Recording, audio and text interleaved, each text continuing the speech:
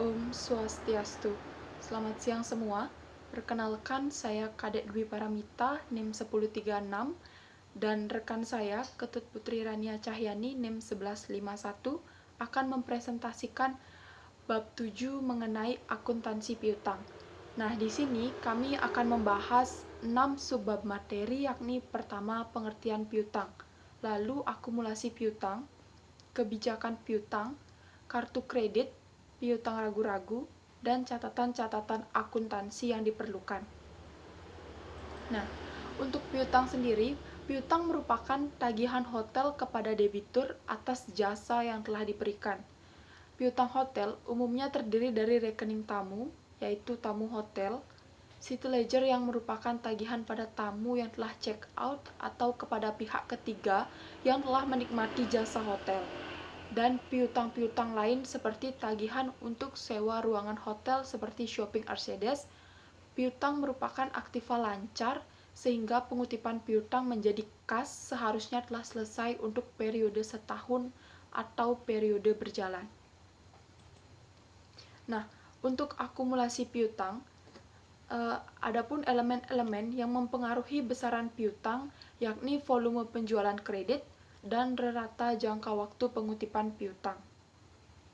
Sebagai ilustrasi, bila hotel memiliki piutang rekening tamu per hari 300.000 dan rata pengutipan piutang atau pembayaran rekening tamu 3 hari, maka dalam 3 hari piutang rekening tamu terakumulasi menjadi 900.000. Nah, dari ilustrasi ini dapat dinyatakan bahwa manajemen telah menanamkan dana selama 3 hari sebesar 900.000 untuk bahan-bahan keperluan tamu, tenaga kerja, makanan, dan minuman untuk tamu serta peluang laba.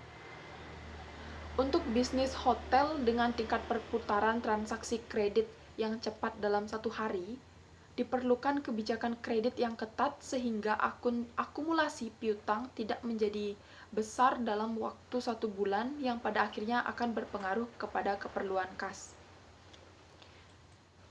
Nah, untuk kebijakan piutang.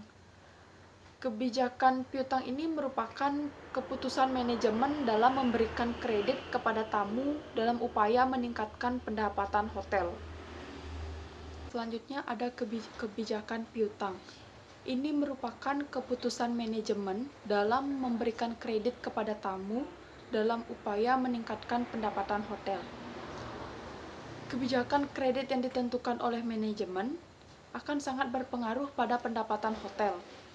Bila manajemen ingin meningkatkan volume penjualan, maka kebijakan kredit dapat dilonggarkan. Namun di sisi lain, bila kebijakan kredit longgar, maka volume penjualan kredit meningkat. Peluang untuk tidak tertagih juga semakin tinggi, sehingga akan memberikan dampak yang merugikan bagi hotel. Begitu juga sebaliknya. Untuk itu, manajemen hotel harus menentukan sedemikian rupa kebijakan kreditnya agar meningkatkan penjualan, tetapi biaya untuk pengutipan piutang bisa ditekan. Kebijakan kredit yang ditentukan oleh manajemen akan berpengaruh terhadap penjualan, harga pokok dan biaya, jumlah piutang, dan biaya pengutipan. Nah, terdapat 4 elemen yang harus diperhatikan dalam menetapkan kebijakan kredit. Antara lain yang pertama, jangka waktu yang diberikan. Ini merupakan penetapan jangka waktu pembayaran, misalnya 30 hari. Yang kedua, standar kredit. Ini merupakan pertimbangan kemampuan finansial tamu dalam menyelesaikan rekeningnya. Kemampuan finansial tamu dipertimbangkan untuk menyelesaikan rekeningnya. Yang ketiga, kebijakan pengutipan piutang. Dan yang terakhir yakni diskon tunai. Dengan pemberian diskon apabila kreditur membayar lebih cepat dari tanggal jatuh tempo. Nah, kualitas kredit dipengaruhi oleh faktor 5C, yakni karakter, capacity, capital, collateral, dan condition. Karakter di sini maksudnya sifat debitur. Ini harus dipertimbangkan karena debitur akan bertanggung jawab atas piutang hotel. Yang kedua, capacity. Capacity ini mengenai kemampuan tamu atau pihak ketiga dalam menyelesaikan rekening hotel. Yang ketiga, capital, artinya sumber daya yang dimiliki debitur dengan menganalisis laporan keuangan. Yang keempat, kolateral, artinya seberapa besar aset debitur dapat dijadikan jaminan pinjaman. Dan yang terakhir yakni condition, artinya kondisi ekonomi saat diberikan pinjaman. Nah, selain 5C tersebut, manajemen khususnya di bagian kredit harus selalu menganalisis kondisi piutang dan mengaitkan terhadap pengalaman masa lalu. Selain analisis internal, harus dilakukan pula analisis eksternal dengan mengikuti pertemuan-pertemuan antar manajer kredit. Nah, untuk materi selanjutnya mengenai kartu kredit akan dibawakan oleh rekan saya. Baik, di sini saya akan melanjutkan menyampaikan materi, yaitu materi keempat tentang kartu kredit. Dengan kemajuan teknologi dan metode pembayaran, kartu kredit merupakan tagihan yang besarnya signifikan bagi hotel. Sisi positif dari kartu kredit ini, hotel dapat meningkatkan penjualannya karena mempermudah tamu dalam menyelesaikan rekening tamunya. Kemudian yang kedua, hotel juga tidak perlu melakukan evaluasi terhadap kemampuan tamu dalam bidang keuangan karena akan dilakukan oleh bank. Kemudian yang ketiga, hotel dapat mengutip piutang dalam waktu yang cepat. Di sisi lain, kartu kredit ini juga memiliki kekurangan bagi hotel karena bank akan melakukan pemotongan dari penjualan sebesar 2-5% sehingga hotel harus menanggung beban dengan melakukan pengurangan pada pendapatannya. Penjualan transaksi dengan kartu kredit seperti berikut. Pada saat tamu check out dan menyelesaikan rekening piutang dengan kartu kredit, maka transaksi yang terjadi yaitu piutang kartu kredit didebet sebesar contohnya itu sebesar Rp100. Kemudian pendapatan akan dikredit sebesar Rp100. Namun pada saat pembayaran diterima dari kartu kredit, maka jurnal yang terjadi yaitu kas didebet Rp95, komisi kartu kredit didebet Rp5, dan piutang kartu kredit dikredit Rp100. Kas berkurang sebesar Rp5 karena terjadi pemotongan biaya komisi sebesar 5% dan dimasukkan dalam komisi kartu kredit. Kemudian materi berikutnya yaitu piutang ragu-ragu. Piutang ragu-ragu merupakan piutang yang tidak tertagih yang merupakan biaya yang harus dibebankan pada rekening piutang. Untuk memberikan informasi mengenai kondisi piutang, pemantauan posisi piutang harus dikaji berdasarkan usia. Pemantauan piutang dari sisi usia biasanya disebut dengan aging of account receivable. Dengan mengetahui posisi piutang dari sisi usia, maka manajemen dapat menentukan peluang tidak tertagihnya piutang tersebut atau piutang ragu-ragu.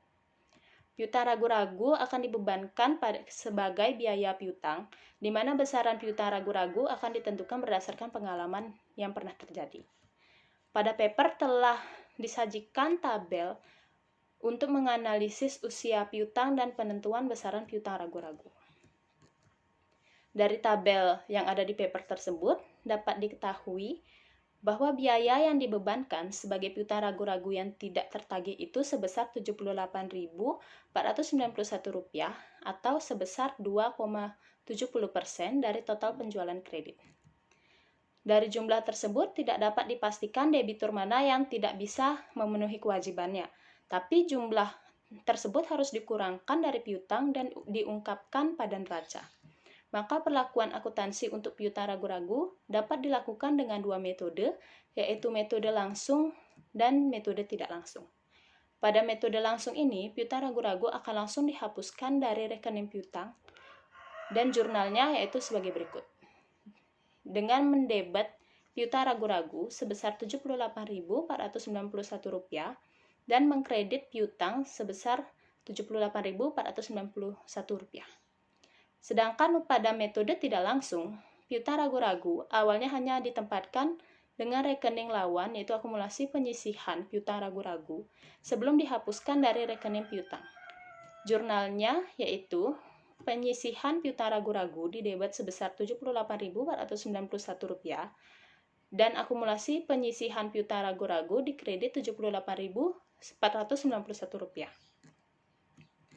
Bila ternyata dapat dipastikan bahwa dari jumlah piutang tersebut sebesar 21.300 adalah milik Tuan K dan Tuan K ini benar-benar tidak bisa membayar atau memenuhi kewajibannya, maka piutang ragu-ragu tersebut akan dihapuskan dari rekening piutang. Dengan jurnal mendebat akumulasi penyisihan piutang ragu-ragu sebesar Rp21.300 dan mengkredit piutang sebesar Rp21.300. Secara teknis, setiap penghapusan piutang hotel harus mendapatkan persetujuan manajemen setelah melalui beberapa tahap. Persetujuan penghapusan piutang secara resmi akan didokumentasikan dalam sebuah dokumen resmi seperti berita acara atau instruksi penghapusan piutang yang ditandatangani dan disetujui oleh pejabat yang berwenang seperti General Manager, Financial Controller, dan Manajer Kredit. Kemudian materi berikutnya yaitu catatan-catatan akuntansi yang diperlukan. Untuk kelancaran operasional dalam bidang piutang diperlukan catatan-catatan akuntansi seperti kartu piutang, surat penagihan, dan juga jurnal pengendalian piutang. Kartu piutang.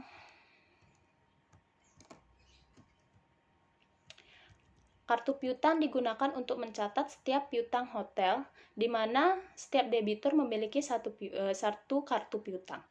Setiap transaksi debitur hotel akan dicatat pada kartu ini. Dan jika seorang debitur tidak berhubungan lagi dengan hotel, maka kartu piutang tersebut akan dihapuskan dari daftar kartu piutang. Pengendalian piutang dilakukan dengan menjumlahkan saldo seluruh kartu piutang dan mendapatkan jumlah yang sama dengan fungsi income, serta jumlah yang sama dengan saldo pada jurnal pengendalian piutang. Pada paper juga telah diberikan contoh isian kartu piutang. Pada sisi kredit, kartu piutang mengungkapkan jumlah pembayaran yang dilakukan oleh debitur Biro Perjalanan OPQ, di mana jumlah pembayaran pada kolom kredit seluruh kartu piutang harus sama dengan jumlah debit penerimaan kas dari pembayaran City Ledger pada fungsi General Cashier. Bila jumlah telah sama, maka setiap fungsi telah melaksanakan tugas dengan baik dan sesuai dengan asas kepatuhan akuntansi.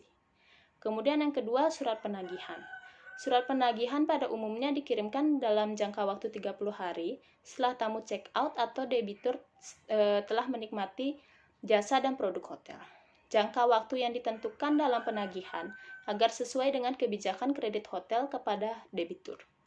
Dalam surat penagihan umumnya akan dicantumkan jumlah yang harus diselesaikan oleh debitur, metode pembayarannya, nomor rekening bank hotel, serta tanda tangan pejabat hotel. Kemudian yang terakhir yaitu jurnal pengendalian piutang. Piutang merupakan aktiva lancar yang tingkat likuiditasnya tinggi setelah kas. Dengan piutang berarti tahapan produksi, konsumsi, dan penjualan telah dilalui. Aktiva lancar ini dan seluruh aktiva hotel harus dikendalikan dengan ketat sebagai indikasi bahwa manajemen sangat berkepentingan dengan aktiva hotel. Potensi likuiditas piutang harus dengan cermat dikendalikan karena merupakan sumber kas yang strategis. Melalui pengendalian yang cermat, diharapkan hotel memiliki kas untuk dapat memenuhi kewajiban kas operasionalnya seperti pembayaran gaji karyawan, utang, rekanan, jasa layanan kepada karyawan, dan pengeluaran kas operasional lainnya. Untuk uji kepatuhan akuntansi dan dicapainya cek internal yang baik, saldo debit jurnal ini harus sama dengan fungsi lain atau fungsi income, serta jumlah kredit harus sama dengan penerimaan kas pada fungsi General Cashier. Baik, sampai di sini saya menyampaikan materi.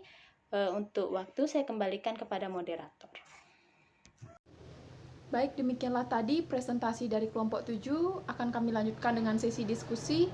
Saya tutup dengan Paramasanti. Om Santi Santi Santi Om.